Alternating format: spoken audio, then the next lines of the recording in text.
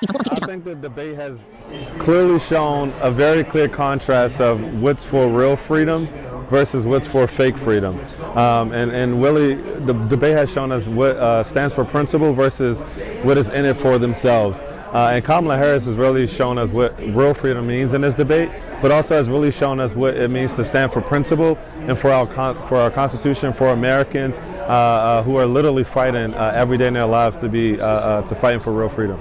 I am so glad that she is touching on some of the tough issues on the economy, on abortion, on immigration. These are the things that we need to continue to see progress on and not necessarily taking us back. I thought the Vice President did a fantastic job. She was strong, she was detailed, she went on the offensive against and called out President Trump's lies.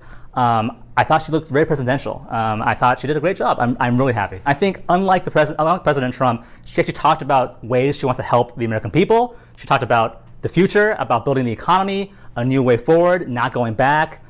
Talked about reproductive rights, which is really important. Talked about growing the economy. Talked about defending our allies abroad, like Ukraine, like Taiwan, standing up for democracy.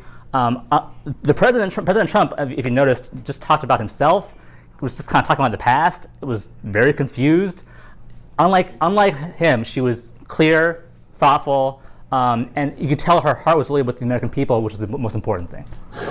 When it comes to the economy, do you believe Americans are better off than they were 4 years ago? I think Trump is doing really, really well. Now, Kamala is trying to stay composed, but she's just spewing lies. And Trump is able to combat that. And he's also staying composed and collected, and he's just giving facts. And that's what we need. And we need that for America right now. We need people to understand that Kamala Harris is the Biden administration. He rambles a little bit at times. The majority of what Trump says is substance. It's tangible. It's actual, like, facts. He's talking about policies. On the other hand, Kamala Harris is, I can't help but notice that about 80+% of what she says is all just attacks and blame game on Trump the whole time. It's just, Trump does this, Trump did that, Trump did that. It's like, do you realize that you're in power right now? Like day one, they turned over 91 executive orders by Trump on the border. They literally did that on day one. Go research it. So it's just a blame game on Kamala's part. He loves the Asian people, and here's our thing.